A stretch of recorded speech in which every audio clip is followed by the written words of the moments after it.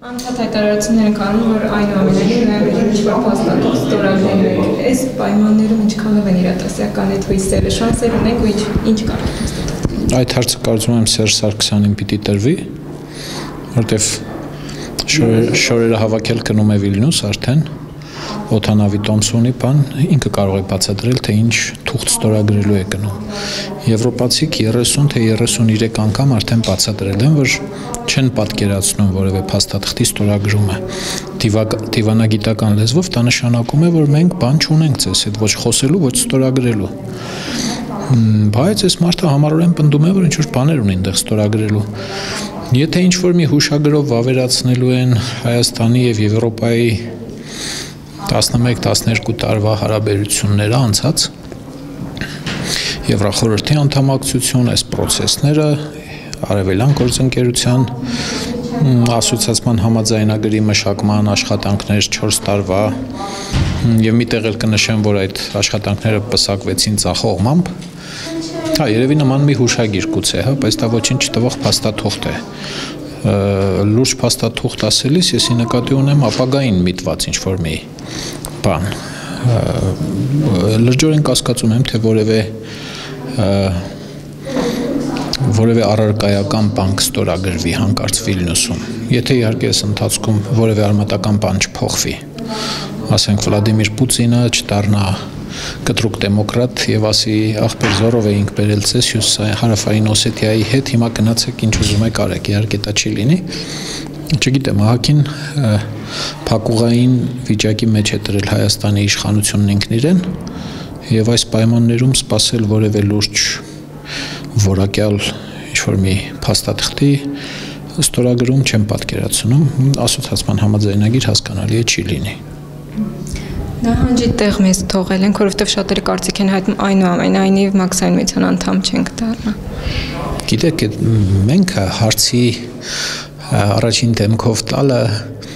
արդարացի չէ։ Ես հասկանում եմ, որ ներկայացության մեջ մենք ենք, բայց այս դեպքում բոլորովին մենք չենք։ Իշխանությունը առանձին մի մարմին է, հանրությունը եւ Հայաստանի Հանրապետությունը բոլորովին այլ բան է։ Հենց այստեղից է մեր բոլոր չարիքների ակունքը հենց այստեղ է։ Իշխանությունն իրեն նահանջի տեղ չի թողել։ Ինքը արդեն ցույց է տվել, որ ինքը որպես իշխանություն հիմնովին անմեղսունակ է, վարչապետ, արտգործնախարարության մի շարք պաշտոնյաներ եւ այլն կարողացել են մի քանի շաբաթվանից սկսած մինչեւ մի քանի տարվա տարբերությամբ իրար արմատապես հակասող բաներ ասել։ Վարչապետը ասել է, որ անհնարին է պատկերացնել Մաքսային միության անդամ Հայաստան մի տարի առաջ, հիմա էլ ինչ-որ հիմնավորումներ է բերում, այդ հիմնավորումներն էլ որ կարդում ես, հասկանում ես, որ դրանք հակահիմնավորումներ են իրականում։ Փորձում է կապել Հայաստանի եւ Ռուսաստանի դարավոր բարեկամությունը, ինչ բարեկամության մասին է խոսքը։ Ռուսաստանը եկել, ասենք 200 տարի առաջ պարսիկներից, թուրքերից նվաճել է Հայաստանի տիտղոսային տարածքները, բայց որևէ հավասարի պես համաձայնագիր, պայմանագիր Ռուսաստան-Հայաստան չի եղել։ Չկա նման բան, որ այդպիսի բարեկամություն է, կա դաշնակցություն երկու երկրների միջև եւ թող լինի, դրա մասին չէ խոսքը։ Իշխանությունը այսպիսով սեպտեմբերի 3-ին վերջակետ դրեց, ապացուցեց, որ ինքը դերակատար չէ, ընդամենը տարածքի նայող է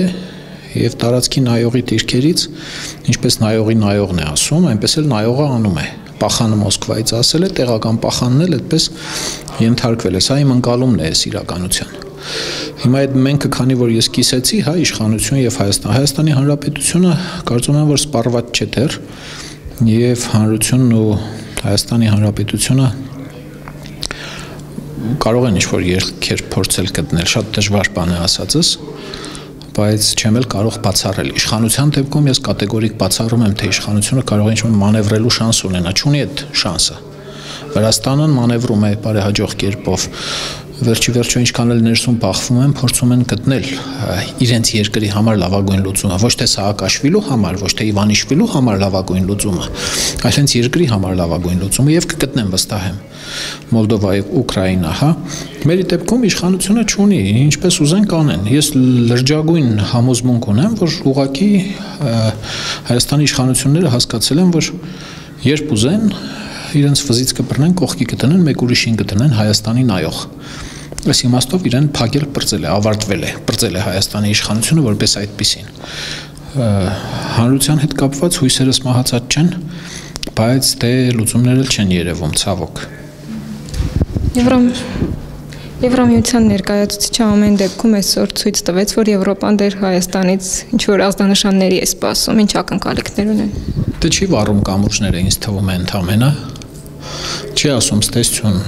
պարոն Այկ գնացեք, հա։ Դե պրագմատիկ են, չոր հաշվարկի տեսանկյունից երևի ճիշտ են անում, դիվանագիտական նորմալ մոտեցում է։ Չսպանենք այս կապերը, այս հարաբերությունները, այսքան փող ենք թափել, ջանքեր ենք ներդրել, չարչարվել ենք, կարող է մի պատուհան բացվի եւ Հայաստանը իշխանությունները գիտակցության կան եւ վերջապես սկսեն իրենց մարդավարի պահել։ Դրա համար կապը չի կտրում, հրավիրում են Վիլնյուս, մեն Արինայի ինչ ես նայում այնտեղ չգիտեմ։ Սա է, չեմ կարծում թե Եվրոպան երբևէ կհամաձայնվի այս տարածքներում իրենց ազդեցությունը իսպառ կորցրած տեսնել։ Կպահի, կպահպանի այդ շանսը ինչքան կարող է եւ հետեւողականության իմաստով ու ջանքերի ներդրման իմաստով կարծում եմ, որ անհամեմատ մեծ ռեսուրս ունի Եվրոպան, քան թե Ռուսաստանը։ Եթե Ռուսաստանի դեպքում Կրեմլի մեկ հոգու կամքից է ամբողջը կախված Հայաստան-Ռուսաստան հարաբերությունները։ Եվրոպայի դեպքում այդպես չէ, 1 կամ 2 կամ ինչ-որ մի տասնյակ հոգու կամքով չէ։ Իսկապես լուրջ հավաքական պետական միավորի ապագայի ռազմավարության մեջ է մտնում Հայաստանում ունենալ իր ազդեցությունը կամ ունենալ իսկապես Հայաստան գործընկեր։ Այս իմաստով անիմաստ է սպասել եւ սխալ է նույնիսկ սպասել, թե Եվրոպան Հայաստանին կասից տեսություն, ինչքան էլ ռուսները դա են երազում եւ ռուսների այստեղ դրած նայողները դա են երազում, այդպես չի լինի կարծում եմ։ Թույլ կամ խեղճացած մարդու գրած մի բան էր։ Մեր ինքնության, մեր ազգային արժանապատվության հետ ինչու է այդպես խաղում չեմ հասկանում։ Ռուսին ինչու է ստիմում կարծիքներ կան, որ ինքը որպես ԵԱՀԿ Մինսկի խմբի նախագահներից մեկին է դիմել, թող մյուս երկուսին էլ դիմեր։ Կամ այդ պատմական էքսկուրսները, որ կատարում ես ինչու համար է, Գյուլիստանն ինչ ես մեջտեղ քաշում։ Եթե լիներ մի մարդ, որը անտեղյակ էր Արցախի հերոսամարտին, ներկա չէր եղել, չէր մասնակցել, այդ չարչարանքները չէր քաշել, անտեղյակ լիներ, հələ կարելի էր ինչ-որ բան հասկանալ, հա, բայց երբ որ այդ ամբողջը տեսել ես, միջովը դանցել է, ծերացել ես այդ գործի վրա, ինչպես ես վերցնում այդ տարածքն ու Հայաստանի Հանրապետությունը նամակովդ անուղակի աղերսում դնել Ռուսաստանի շվաքի տակ, Ռուսաստանի փրկության տակ։ Նորություն չէ սա, իհարկե, հայկական իրականության մեջ արդեն մի քանի 100 տարի է, շատ հայ մտավորականներ Հայաստանի ապագան կապում են Ռուսաստանի ենթակայության տակ ինչ-որ մի տիրույթի հետ։ Անարդարացի բան է արել մեր նկատմամբ, լրացուցիչ անգամ կարիքը չունեինք, բայց նսեմացվեցինք, ինձ թվում է։ Չարժեր, որ մեզ այդպես անպատվեր, գոնե կրված լինեինք, ասենք, ենթադրենք կրված լինեինք այդ պատերազմը, հա, պիտի հասկանա, ինչ-որ մի կերպ կարելի կլիներ էլի հասկանալ, թե հա դե փրկության հնար չկա, այ մարդ կրած ենք, բա կարելի է նման նամակ գրել ողբանվակ, խորենացու ողբից հետո նման խայտարակ ողբ չէի տեսել, իհարկե շատերը հակաճառում են, թե հակադարձում են, թե այնտեղ չկար ուղակի ասված Ռուսաստան վերցրու Արցախ, իհարկե չկար ուղակի այդ տեքստը, բայց ամբողջի համատեքստն ու ենթատեքստը այդ էր, թե թուրքերն ու պանթուրքիզմը մեզ ուտում են, արի կլինի դու փրկի մեզ։ Երկու կարևոր հանգամանք կա։ Եթե գտնում ես, որ Հայաստանը չի կարող, Արցախը, Հայաստանը չեն կարող իրենց պահել, որտեվ Հայաստանը հասել է ոչնչացման եզրին, ինչու մինչև հիմա որևէ բան չես ասել ներսում կամ դեպի ներսի իշխանությունները, Արցախի իշխանություն, Հայաստանի իշխանություններին պահասած կլինեիր, չէ՞, մի քանի անգամ կասեիր, տղեկ, այսպես չեն կառավարում, արտագաղթը պիտի նվազեցնել, ներգաղթը պիտի խթանել, աղքատությունը իջեցնել, բան եւ այս ամբողջ պիտի լսեինք, չէ՞, ձենդ մի քանի անգամ, որ ահա հասել ենք մենք ոչնչացման եզրին, հիմա Ռուսաստան, արի փրկի մեզ։ Եվ մյուս հանգամանքը, եթե ընդհանրապես Զորի Պալայանը համարում է, թե Հայաստանի նման իրավիճակում գտնվող երկիրը, Հայաստան-Արցախ միացյալի նկատի ունեմ, չի կարող ընդհանրապես անկախ դիմակայել, գոյատևել, ենթադրենք այդպես է համարում։ Բայց անկախության տարիների սկզբից ասեիր, էլի ասելիքդ։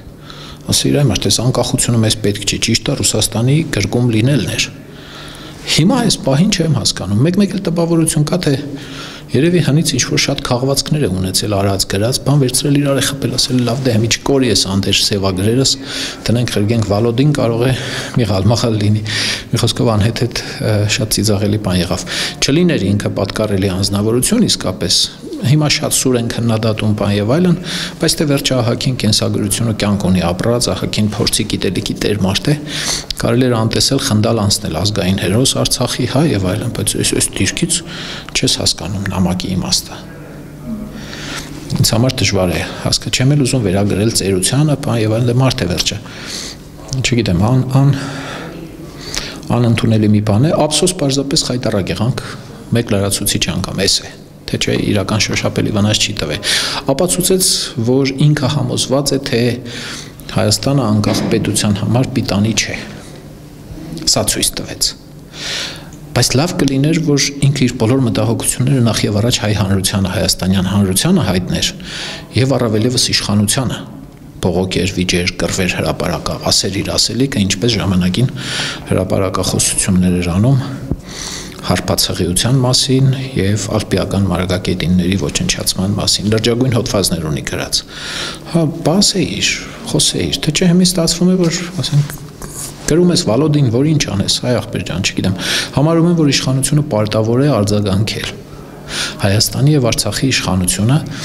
որևէ կերպ պարտավոր է բացատրել, որ Հայաստանն ու Արցախը անկախ հանրապետություններ են եւ որևէ մեկ ով ուզում է լինի իրավունք չունի որևէ մեկին, որևէ կերպ պետությանը, չգիտեմ, իշխանության առաջնորդին հասկացնել, թե այ մարդ մենք ապագա չունենք, արի մեզ վերցրու շավակը, գտնում ես, որ ապագա չունենք, գնա ապրի Մոսկվայում։ Լիքը մարդ կա այդպես է համարում։ Այս լուծում չէ, էլի։ Մի խոսքով, շատ ենք խոսել այս թեմայով։